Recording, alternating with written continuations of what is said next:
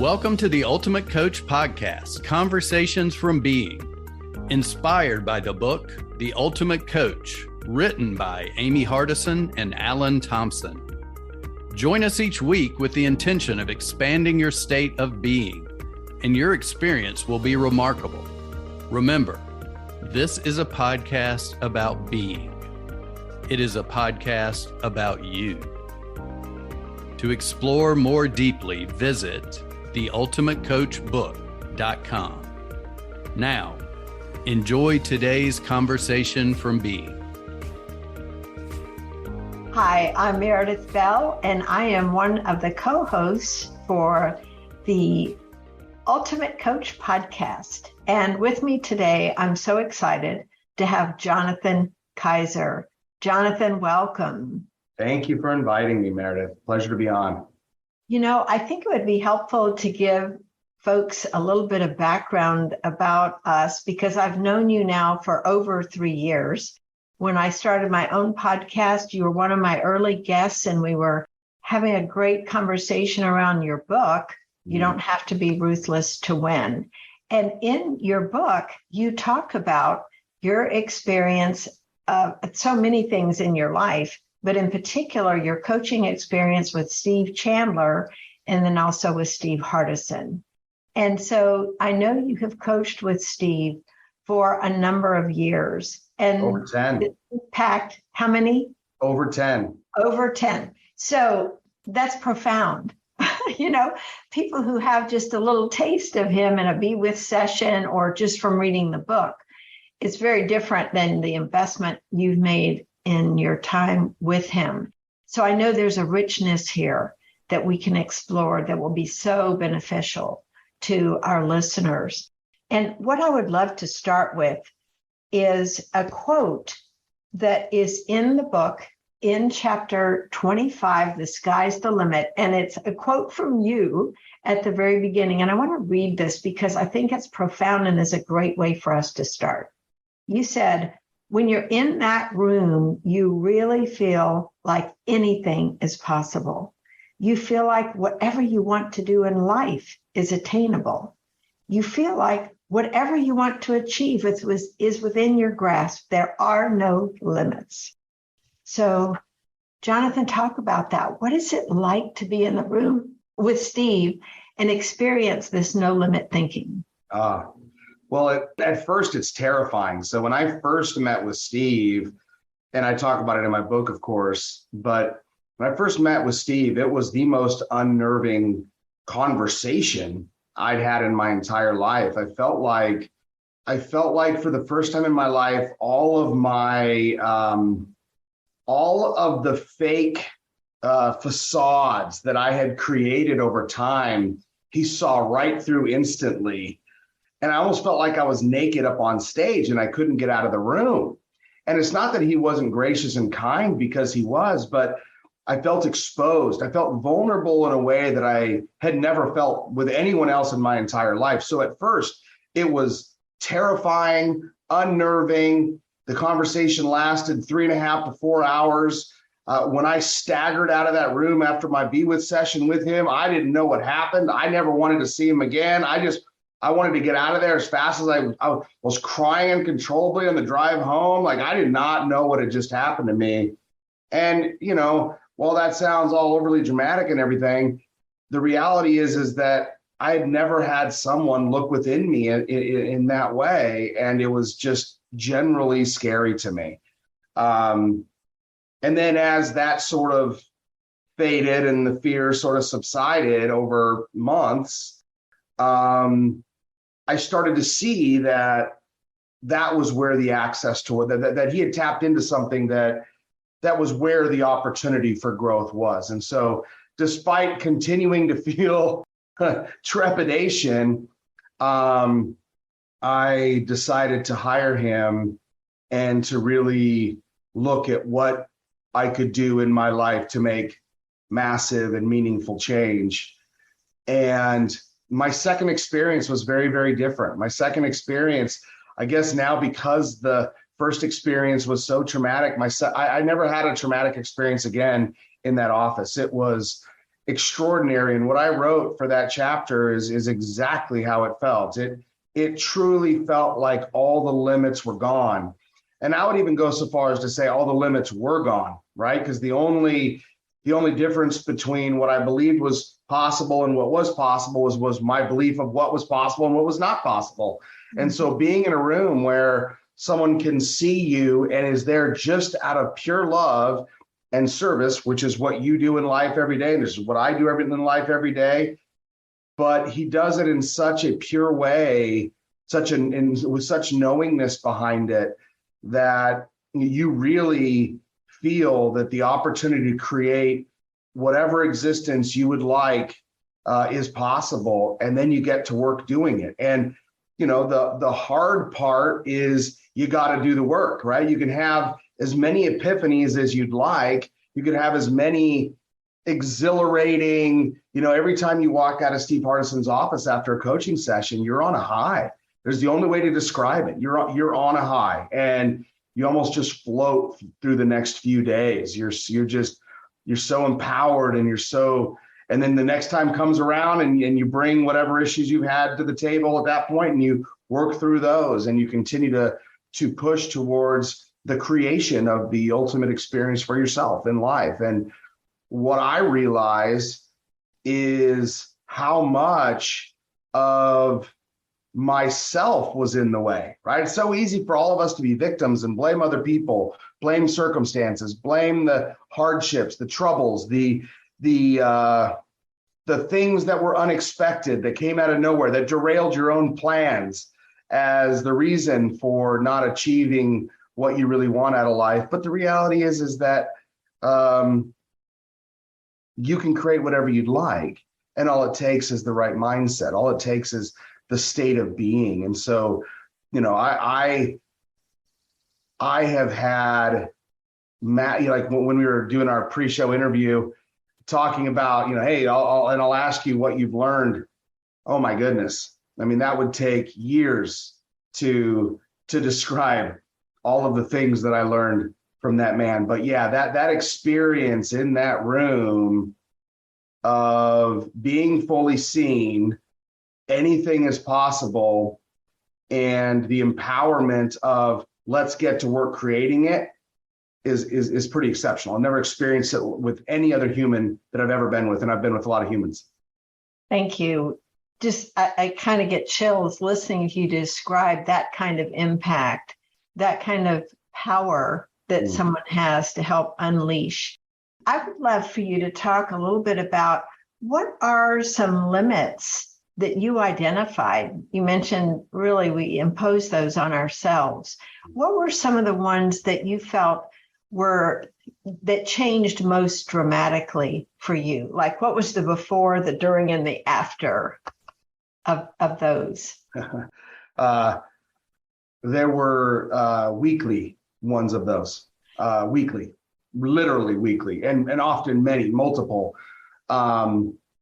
It started out where what was in my way was a whole bushel full of negative self-perceptions that I had to forgive myself for and create new realities for myself. And so that was a unique process of going through, and I forgive myself for believing that I'm not capable, because the truth is that I can do anything, right? Those kinds of creations, when you forgive yourself for judging myself for being weak, forgive myself for judging myself for fill in the blank. So you go through and you identify what are all those areas that are getting in your way. So that's kind of the first step is getting kind of the bulk of the main obvious low-hanging fruit out of the way. And then you dive deeper into the psyche, and and I should say this, what I'm describing is my personal experience. Everyone that steps into Steve's office has a radically different experience. So what I'm not suggesting is that my experience is similar to, indicative of, or predictive of anyone else's experience. I'm simply sharing what it was for me. Okay. Mm-hmm. I think that's important to share, because this is not some prescriptive element that, oh, well, if Steve does that, then I'll just do that, and it's the same. It's not like that. It's He doesn't have any script. It's a real-time dance where he's trying to, I'm a very intense individual. I have very strong beliefs and very strong feelings. I can talk fast and get around people. I've always had the ability to talk my way around or out of things growing up, and have somebody that I couldn't do that with was his greatest gift to me, because he would hold my feet to the fire and make sure that I was living into my truth. One of the big ones, I believed that I didn't have the capability of being a successful entrepreneur. So you talk about bigger ones as I evolved with him over time. I remember sitting in the room and he said, well, what if, you do real estate so unique and nobody's doing it like you. What if you just had 3 or 4 other people that did it together with you? And I thought, oh, that's impossible.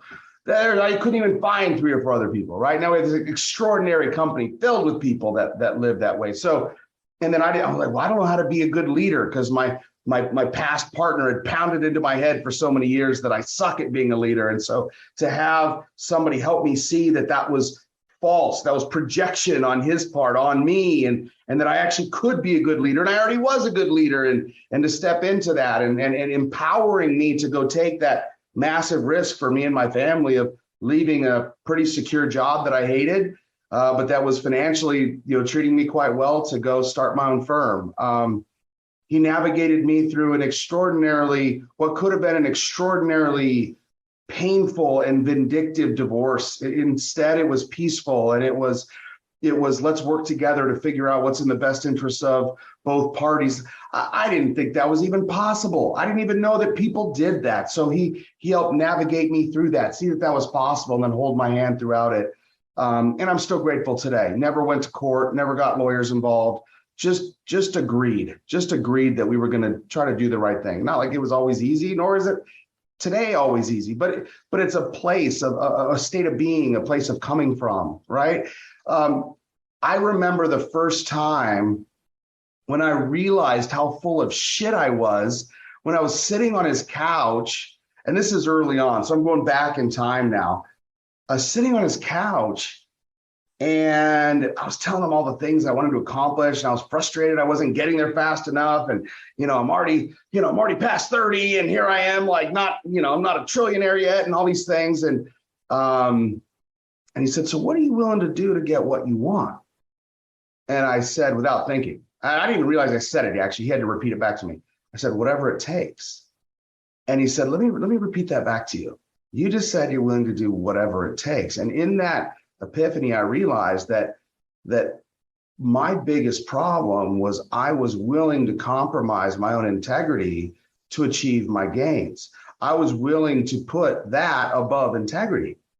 And that was a sobering reality for me, because I had viewed myself through a very different lens. Like, I was really just a good guy that was trying his best. And I saw in that moment that I was ruthless, that I was cutthroat, and I was willing to do whatever it took. And so being able to see that, right? You talk about the breakthroughs. The breakthroughs are being able to see your own blind spots that you don't even know you have. And when you see them, they're shocking. And truthfully, they're disheartening. And that's, I'm gonna run on a little bit of an aside, but I think it's relevant for this conversation. I think the reason why most people don't invest in their own growth is very, very simple.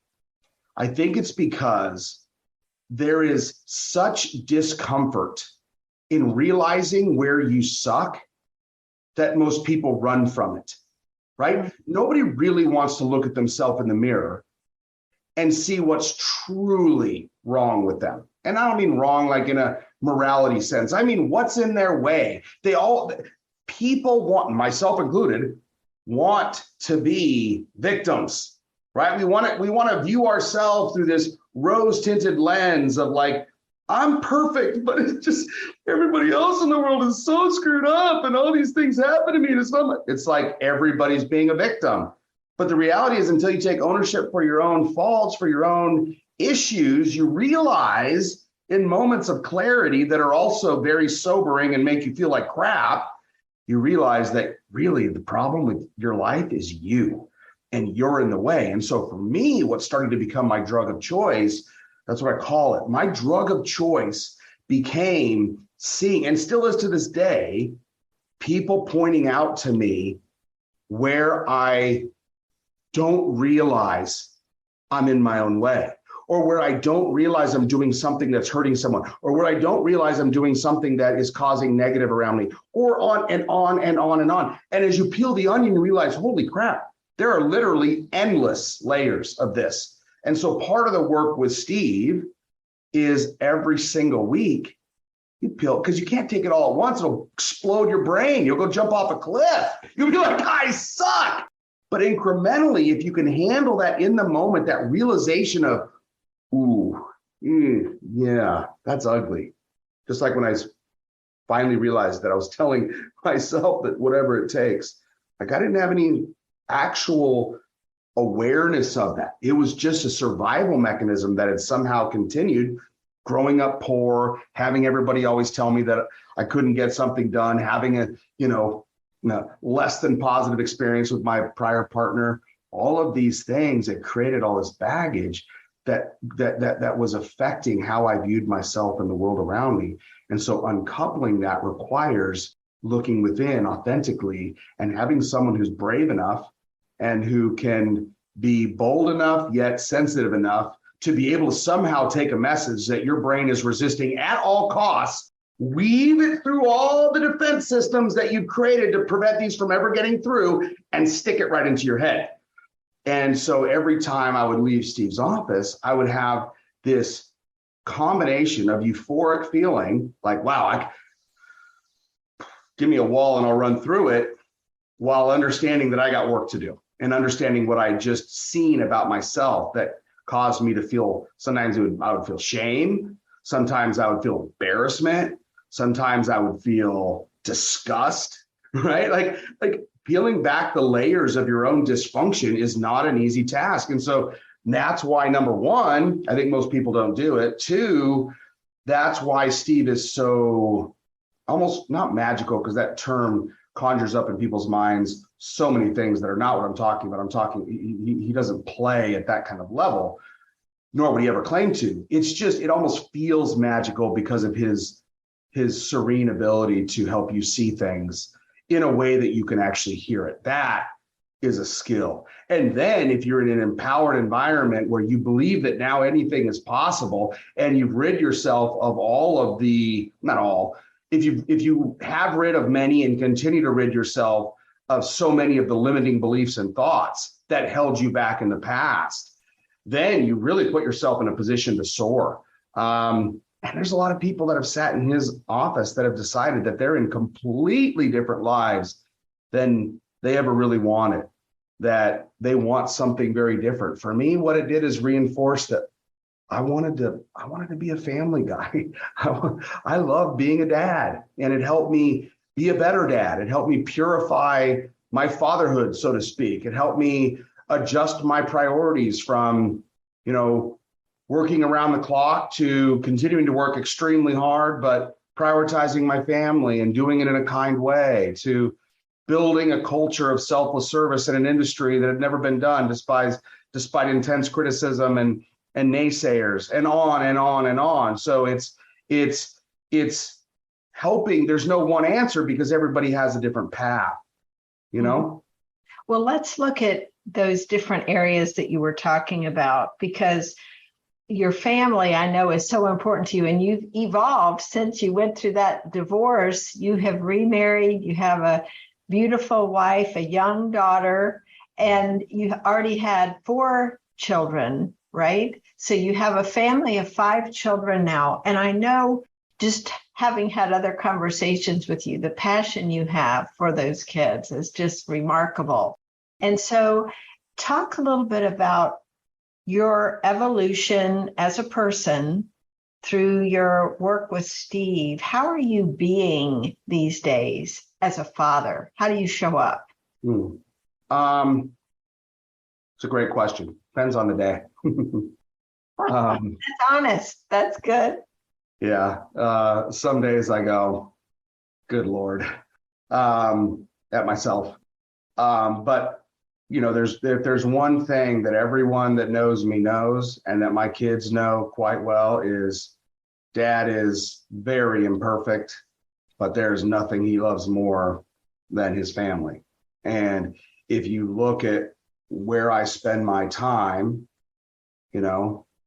it's with the family. If you look at the lifestyle that I've chosen, it's a family-oriented lifestyle. I have some amazing friends who've gone through Steve's coaching, and they're traveling the world and living these unbelievably impressive lifestyles. And while those are all exciting and fun, for me, what's exciting and fun is right before this interview, my daughter came in and I just had to wipe it off, and she had hummus on her little fingers, and she was so excited about the new fan that I have in my office because she had seen the old one. The old one was broken, and hearing her little voice say, broken, new, big. I mean, from my 16-year-old son who crashed our vehicle yesterday, and I had to calmly go help him in his first accident where he was freaking out, to my daughter having, going through her puberty process and the emotional roller coaster there, to all of my sons deciding they want to be meatheads like their dad. So I built a home gym, and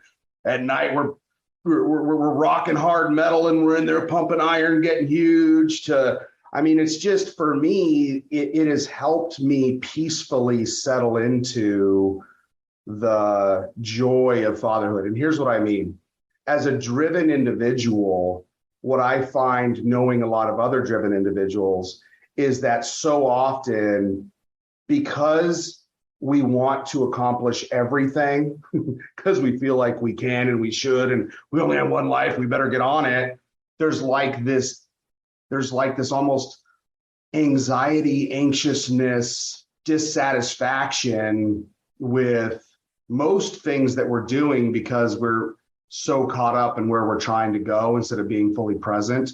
That was true for me as an early dad. I still was a very loving dad, and it's always been my joy, but inside my head, it wasn't as peaceful, right? So the joyfulness wasn't there.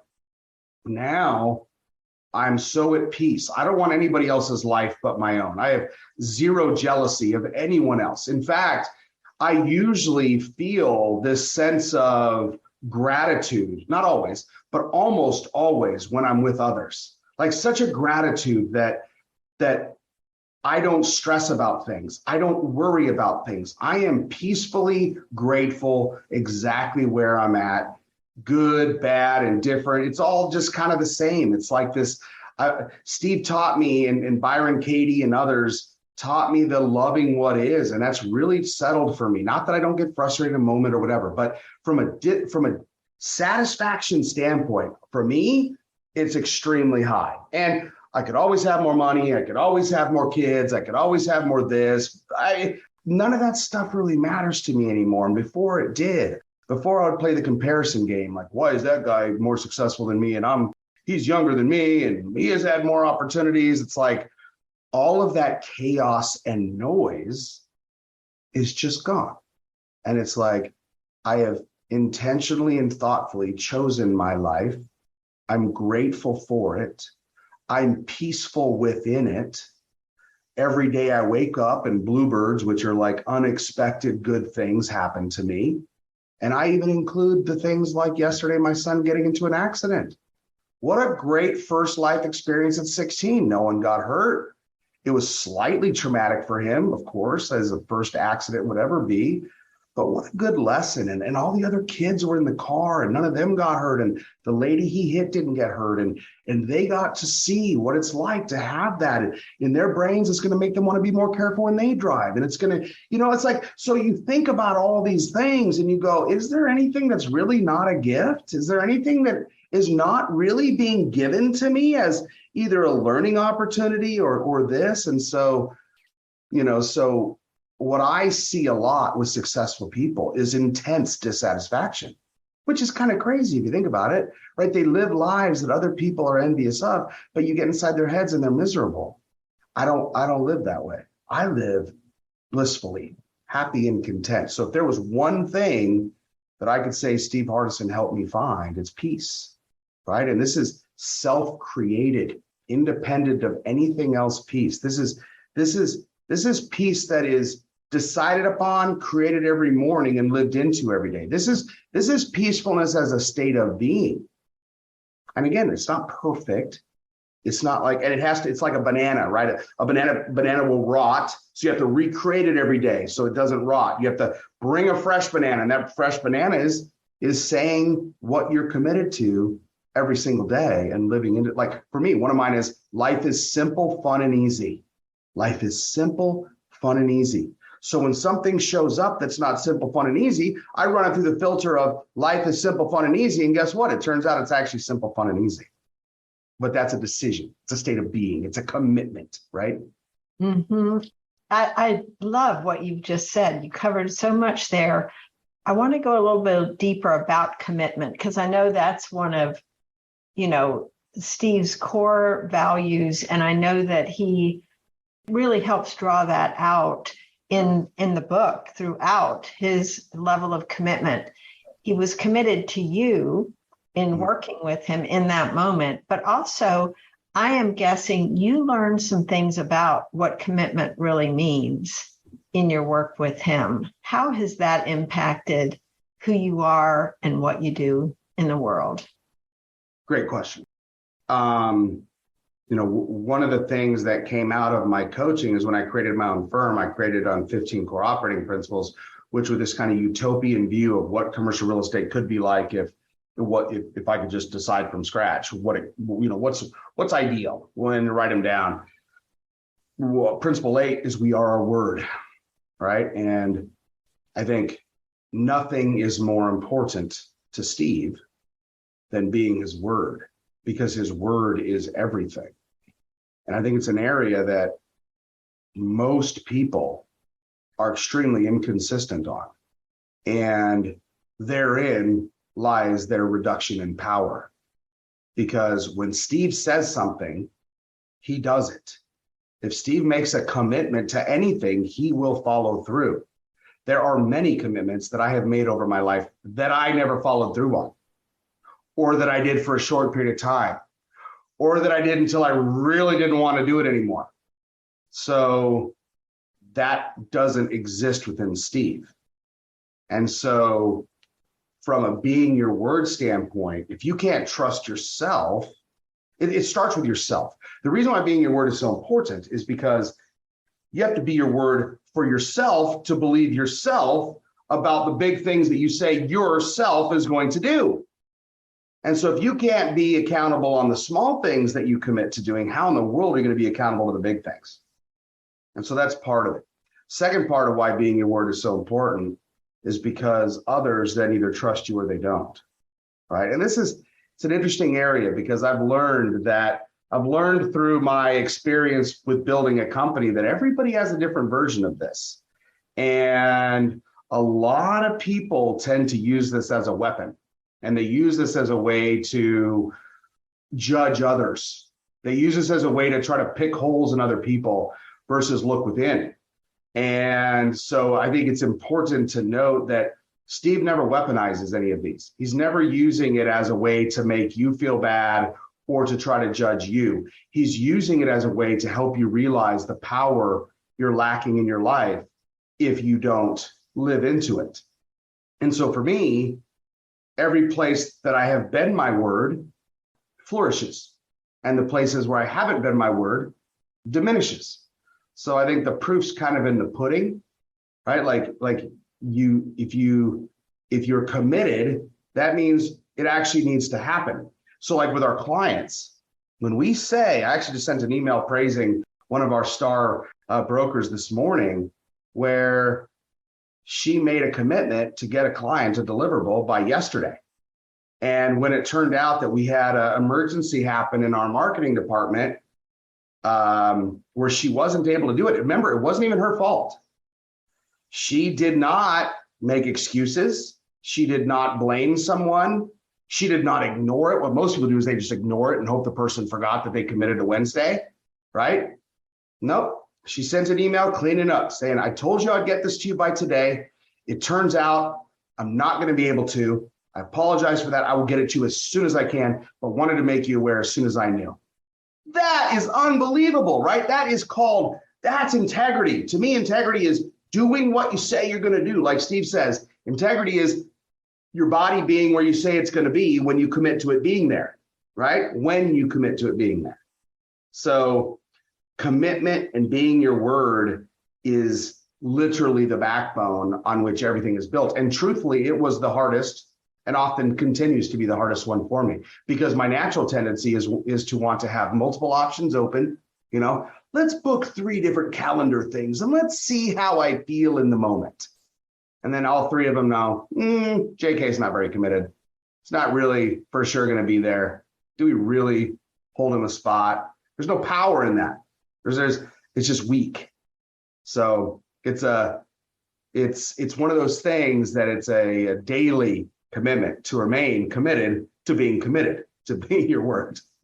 Well, yeah, as I think about that, it's our commitments to ourselves that allow us to then not also fulfill our commitments to other people. And it's a way of really diminishing our opinion of ourselves. And I think it prevents us. I think it circles back to what you were saying earlier, with these limits we self-impose. When we recognize we're not fulfilling a specific commitment, I think it degrades our opinion of ourselves at some level. And we may not even be conscious of it, but there's this message, I think, that goes into, I'm not reliable, I'm not dependable, or we beat ourselves up with negative self-talk, where this whole idea of it being non-negotiable, this is what's going to happen when I say, so you're careful about giving your word, right? It makes you more aware of who are you going to say yes to, or what are you going to say yes to? And that's part of, it sounds like what you've decided with your family and making that commitment to them being so important that you say no to these other things that someone else might find appealing. Yes, and there's more nuance to it, but I also believe in an integrated life. So a lot of people have this idea of, I work during this time and I'm with my family during this time. I also don't have that black and white of a view. I look at it as it's actually good for my kids to be integrated into, I love them listening. Like I love it when I can take a business call with the kids in the car and just have them listen and learn, right? So there's a duality to it. It's not so black and white, like, oh my gosh, how dare I'm such a terrible father. I took a business call on my drive. No, that's just, that's just self-abuse. But if that's all you're doing, then that's probably a problem, right? But if you're not using it strategically as a learning opportunity and you're just not present and not around and not aware, that's a problem, right? So I think so much of this is like, it's easy to counter swing and go like, oh, well, man, I'm not a part. I find that parents are so hard on themselves. And I think that they live in so much regret. And so I was just talking to a parent the other day and she said, my biggest regret is I lose lots of sleep at night thinking about how much I screwed up my kids and I wasn't there for them, this and that, and this and that. And I just looked at her and I said, I think screwing up as a father, for me personally, is one of the greatest gifts I can give to my kids, because my parents were such perfect people and parents that I just kind of wanted to give up. Like, what's the point? I can never be as good as my, sainthood of a mother. So why try? It was actually refreshing to see one of them lose their temper once every 25 years. It's like, wow, okay, I'm not a big screw up. So I think that, I think we got to be gentle with ourselves. I think not that this conversation's about parenting, but, I think the same gentleness that Steve would utilize with me when I'd be a big hot mess, I think is the same gentleness we got to be on ourselves, realizing like, so I have none of that, literally none. It's gone. I'm not saying that. Well, first of all, I don't lie, but second of all, I'm not even saying that delusioned. I really, really, truly to my core believe that everything that I've done for my kids has been good for them. Even the really crappy stuff, like losing my temper or being upset. I guess it's really all around being upset, really. all of it is like helping to mold them into the creatures they need to become to be prepared for the world. So why would I judge it? I was doing my best every single time in the moment, and I'm not perfect, and I'm not trying to be perfect. And I'd rather I have an authentic conversation and relationship with my kids than some sort of I'm pretending to be some perfect person and then beat myself up and then fail in their eyes anyways. What a big mess. That what you're saying there, Jonathan, is such a key element in our lives. Because when you think about in our roles in our work, let's say as a leader, if you mess up, all of this can be instructional for the people around us as well as ourselves. And I think the key thing with whether you're a parent, a spouse, a boss, manager, whatever roles you're in, to be willing to be honest with other people about what happened in that process. I think that's really the key. And the other thing that I think is important to note about what you said with your kids is because they know at a very deep level your commitment and your love for them. It's undisputable. And so when you have that kind of a solid foundation, and that can be at work and at home, then what's happening are just a natural part of life. And I want to ask you, what role do you see self-love having in your ability to have this perspective that you just described? Great question. And thanks for the kind words. You're always so kind to me, Meredith. I really appreciate it. So first, on the business side, I do the same thing in business. So some of the best conversations I've ever had within my company are when I be super vulnerable and say where I'm really struggling or I'm really messing up or where I caught myself messing up.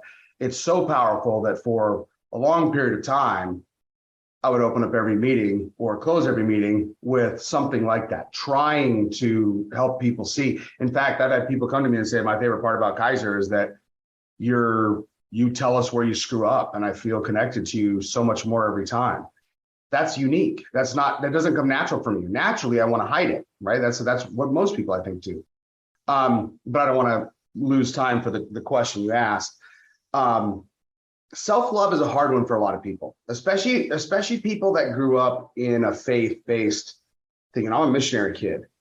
Missionary kids, it's pounded into their head that we are just filled with sin. And everything is like, if you're not just living at the foot of the altar every day, castigating yourself for all the things you do wrong, you're not in communion with God. And I just fundamentally see it differently now. I used to be racked with guilt growing up in that kind of legalistic environment. And that's no dig on my parents. My parents are the kindest, most loving people. I mean, if there's anybody that's even close to my mom, it's Amy Hardison. You know what I mean? Like those two are, they literally are angels walking on this planet. But it's the control that religion puts on people, and it's my biggest issue with organized religion. It's the self-mutilation that you're supposed to go through to obtain holiness and humility. So for me, self-love is still a little bit of a challenge. So I think I've achieved extraordinary self-acceptance, and what I'm constantly striving closer towards is self-love. And I truly believe that I am in the greatest, I'm in the zone when I'm loving other people. It is so easy for me to love others. It is natural now after my rebirth working with Steve. It just flows naturally. One, that's how I was raised. And once I got all my problems, and not all of them, once I got so much of the junk that was in the way, I still got plenty, just ask my wife.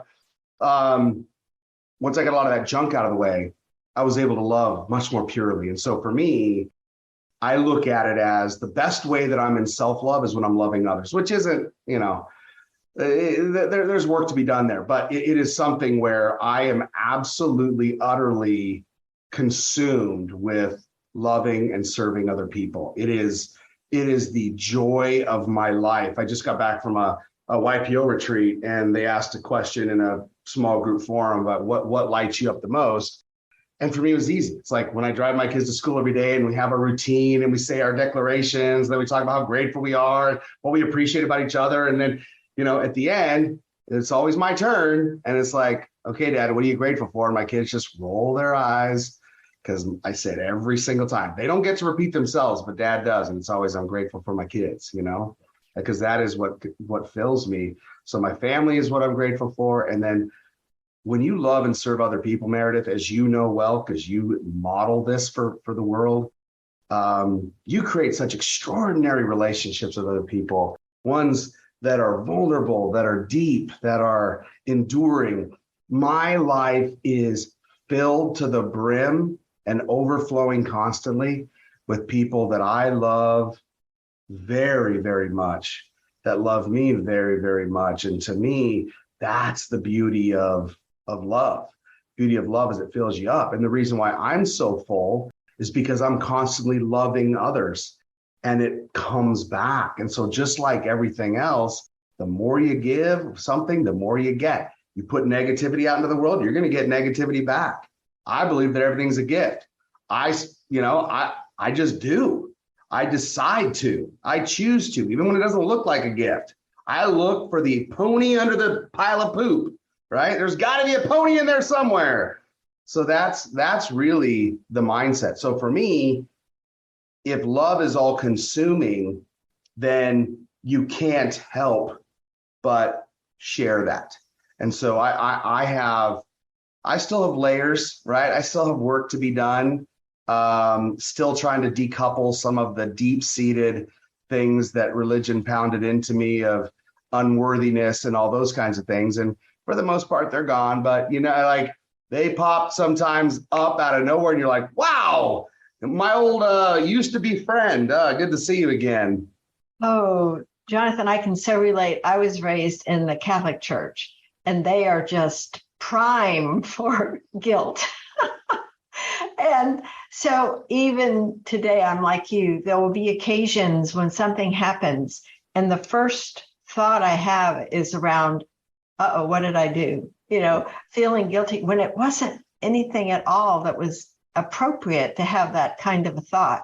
But I think that raising the awareness and going through, if we circle back to the very beginning, talking about that process of self-forgiveness, that to me was one of the most powerful parts of that book, and in particular, the document chapter of the Ultimate Coach book, because that importance of going through self-forgiveness, and multiple times, as you said, it's not like a once and for all thing, but to make that progress and be willing to peel back the layers and do that deep dive into where is this coming from and how does that impact how I see myself and the world.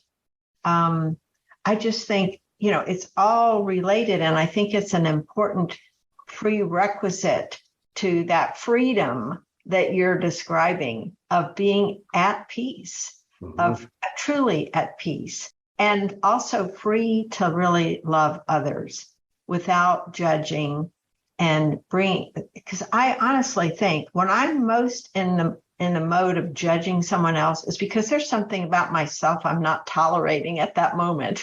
It's always about us. If we'll slow down and take a look, doesn't matter what somebody else is really doing, because in a different moment, we would respond in a different. Can I do a quick rant on that? Yeah.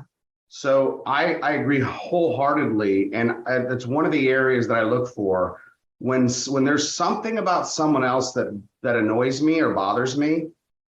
I don't do it perfectly, but I try to use that as a catalyst to remember that that's really just the reason it affects me is because it's something within me that I don't like. Right. So I try to turn it around and say, where am I that? Because I'm not disliking them. I'm not judging them. I'm self-judging. And that's what I mean by acceptance is like, it's like I realize throughout life that it's easier for me to give love to others and acceptance to others than it is for me to give it to myself. And I find that to be true universally. And so using, even if you never hired a coach, never hired Super Coach Steve, if you just used your own internal awareness to go, that person bugs me, and try to figure out why that person bugs me, and then turn it around, you're going to find out something about yourself that will give you an opportunity for improvement. Excellent point. Excellent. I just want to offer a little bit of encouragement to you, Jonathan, around this question I asked you about self-love, because there's something still there, and I'm not asking you to go into it. It's just that I think it's important to focus on loving others, like you said, but there's still something there that I don't need to know what it is, but I just want to hold that up to you because I sense that. And maybe it's because I recognize it with myself too. There are things that, I sometimes wish were different because of something I'm still doing or not doing that I want to do. If we all look at it as we're all works in progress and there is no achievement of this ultimate, whatever you might even want to call it, evolution. Evolution by design means we keep growing and changing and learning. So it's a process, and accepting every stage of it and loving every stage of it and looking at it as you're doing as a learning opportunity, 100%. as happening for you, as being something, there's a gift in it. I love that question. What's the gift in this? Or what do I want to create from this? Those are some wonderful insights from the book. And you have shared so many wonderful insights today. Is there anything else I didn't ask you about that you would like to share about your experience in this evolution and how you are being in the world today? I would just say that I consider myself one of the most blessed people on the planet because I've had the opportunity to work with Steve for so long.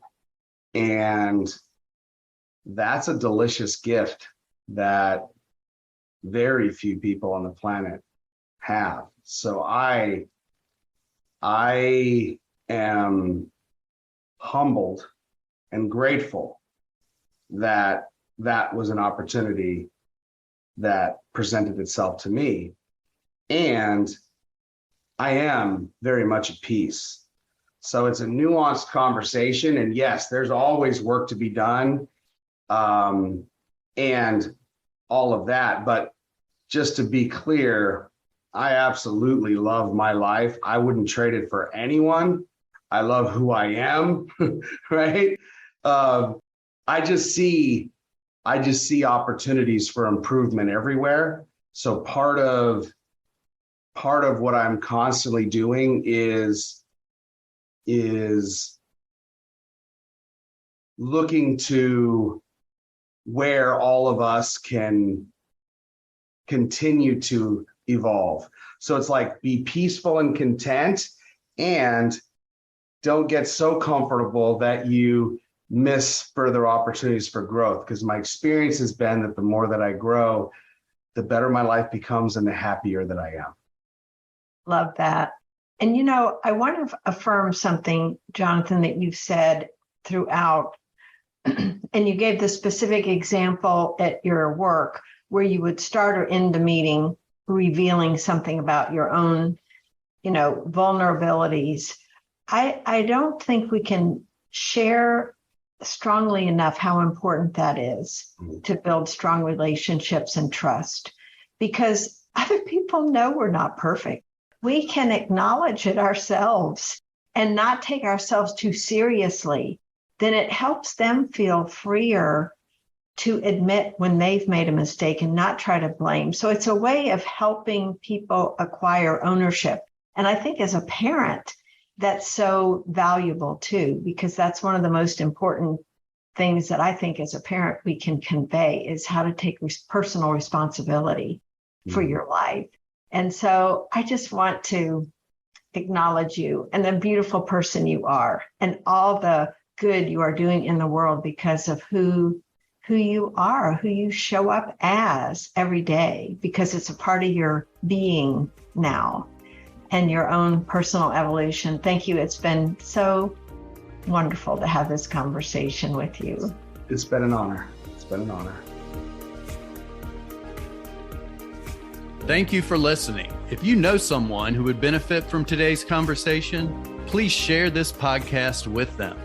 Also, we invite you to visit theultimatecoachbook.com so you can continue your personal exploration of being.